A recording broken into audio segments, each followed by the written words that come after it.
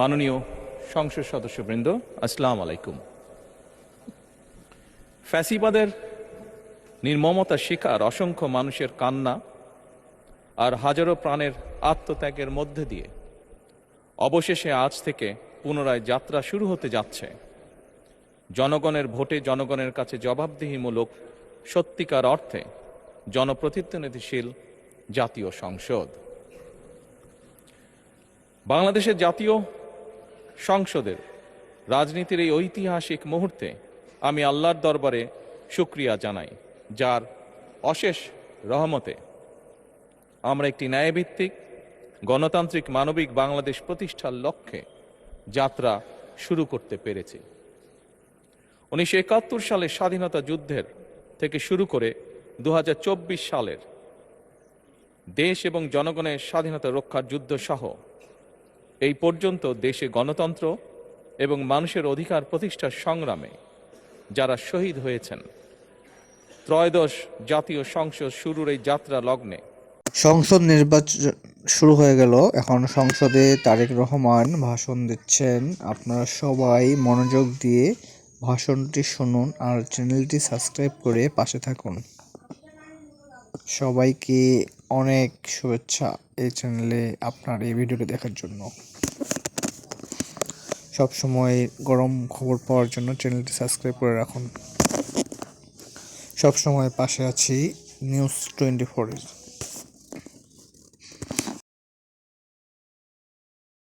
কৃতজ্ঞতার সঙ্গে স্মরণ করছি। দেশের ছাত্র জনতা, কৃষক, শ্রমিক, শিক্ষক, কবি, সাহিত্যিক, সাংবাদিক, চিকিৎসক, প্রকৌশলী, আইনজীবী, কামার কুমার, জেলে তাঁতি, গাড়ি চালক, ব্যবসায়ী এবং সরকারি বেসরকারি চাকরিজীবী, গৃহিণী, সারা দেশে গণতান্ত্রিক রাজনৈতিক দলের নেতা কর্মী সমর্থক তথা সর্বস্তরের সকল শ্রেণী পেশার মানুষ যাদেরকে গুম, খুন, হত্যা, নির্যাতন, নিপীড়ন, মিথ্যা হামলা মামলা কিংবা জীবন্ত মানুষের কবরস্থান তুল্য বর্বর বন্দিশালা, আয়নাঘর, কোনো কিছু দিয়েই যাদের গণতান্ত্রিক আকাঙ্ক্ষাকে রুখে দেওয়া যায়নি,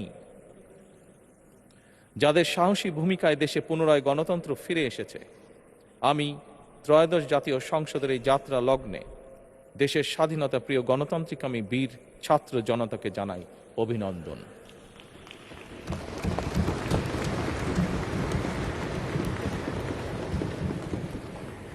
সম্মানিত সংসদ সদস্যবৃন্দ, দেশনেত্রী মরহুমা বেগম খালেদা জিয়া জনগণের অধিকার প্রতিষ্ঠায় দেশে সংসদীয় গণতন্ত্র প্রতিষ্ঠা করেছিলেন, সংসদীয় গণতন্ত্রকে প্রাতিষ্ঠানিক রূপ দিয়েছিলেন। সেই গণতন্ত্রকে প্রহসনের রূপ দিয়ে জাতীয় সংসদকে হাস্যরসের খোরাকে পরিণত করা হয়েছিল। দেশে তাবিদারি শাসন শোষণ কায়েম করা হয়েছিল। দেশে সংসদীয় গণতন্ত্র এবং জনগণের অধিকার পুনঃপ্রতিষ্ঠা করার জন্য দেশনেত্রী বেগম খালেদা জিয়া জীবনের শেষ দিন পর্যন্ত লড়াই করেছেন। জীবনে কখনোই স্বৈরাচার কিংবা ফ্যাসিবাদের সঙ্গে আপোষ করেননি। দেশে আজ থেকে আবারও সেই কাঙ্ক্ষিত সংসদীয় গণতন্ত্রের যাত্রা শুরু হলো, আলহামদুলিল্লাহ।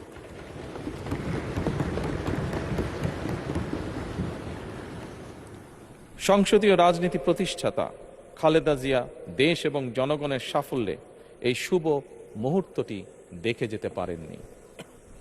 আজ তাই এই জাতীয় সংসদে দাঁড়িয়ে আমরা দেশ এবং জনগণের স্বার্থে আপসীর নেতৃত্ব, ব্যক্তিত্ব, স্মরণীয়, বরণীয়, অনুকরণীয় রাজনীতিবিদ মরহুমা খালেদা জিয়াকে গভীর শ্রদ্ধার সঙ্গে স্মরণ করছি।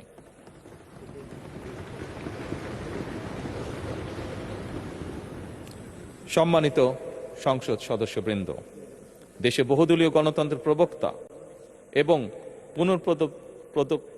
প্রবর্তক, স্বাধীনতার ঘোষক শহীদ প্রেসিডেন্ট জিয়াউর রহমানের একটি উক্তির কথা আপনাদের সামনে আমি স্মরণ করতে চাই। তিনি বলেছিলেন, জনগণই যদি রাজনৈতিক দল হয় তাহলে আমি সেই দলেরই আছি। অর্থাৎ ব্যক্তি কিংবা দলের স্বার্থ নয়, জনগণের স্বার্থই সবচাইতে বড়। এটাই বিএনপির রাজনীতি। আমি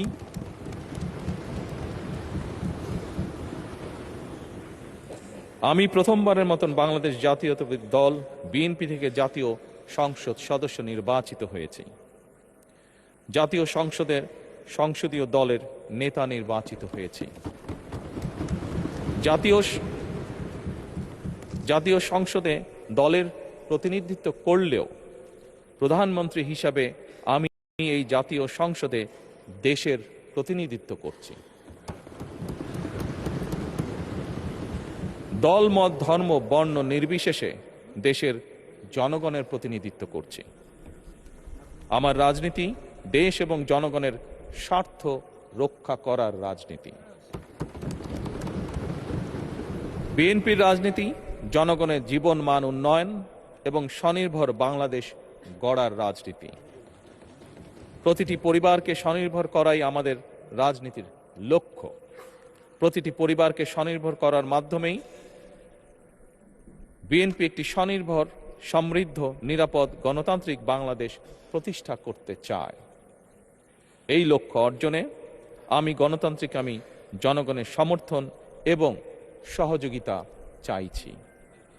এই মহান জাতীয় সংসদে সকল দলের নির্বাচিত প্রতিজন সংসদ সদস্যের সমর্থন এবং সহযোগিতা আশা করছি।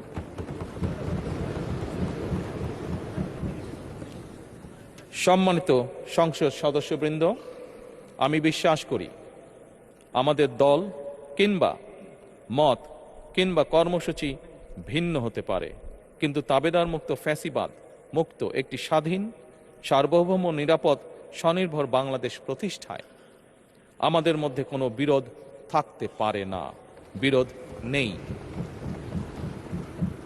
জাতীয় সংসদকে জাতীয় কর্মকাণ্ডের কেন্দ্রবিন্দু না করে বিতাড়িত ফ্যাসিস্ট সরকার জাতীয় সংসদকে অকার্যকর করে ফেলেছিল। আমরা এই মহান জাতীয় সংসদকে সকল যুক্তি, তর্ক আর জাতীয় সমস্যা সমাধানের কেন্দ্রবিন্দুতে পরিণত করতে চাই।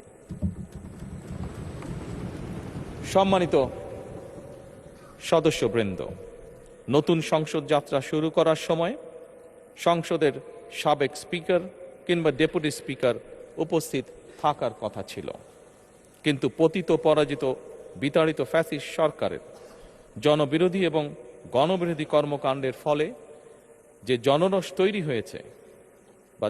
তৈরি হয়েছিল তাতে এই মহান সংসদের সাবেক স্পিকার বা ডেপুটি স্পিকারকে খুঁজে পাওয়া যায়নি। তাদের কেউ কারাগারে, কেউ নিখোঁজ কিংবা কেউ পলাতক। দীর্ঘ ১.৫ দশকের ফ্যাসিবাদী এবং তাবেদারি শাসন শোষণের পর জনগণের ভোটে নির্বাচিত প্রতিনিধিদের নিয়ে আজ আমাদের এক বিশেষ পরিস্থিতিতে জাতীয় সংসদের কার্যক্রম শুরু হতে যাচ্ছে। এমন পরিস্থিতিতে আমরা সংবিধান এবং সংসদের কার্যপ্রণালী বিধির বিধান অনুসরণ পূর্বক ত্রয়োদশ জাতীয় সংসদে সভাপতিত্ব করার জন্য আজ আমি প্রবীণ রাজনীতিবিদ এবং 5 বারের মতন নির্বাচিত জাতীয় সংসদ সদস্য জনাব ডক্টর খন্দকার মোশাররফ হোসেনের নাম প্রস্তাব করছি।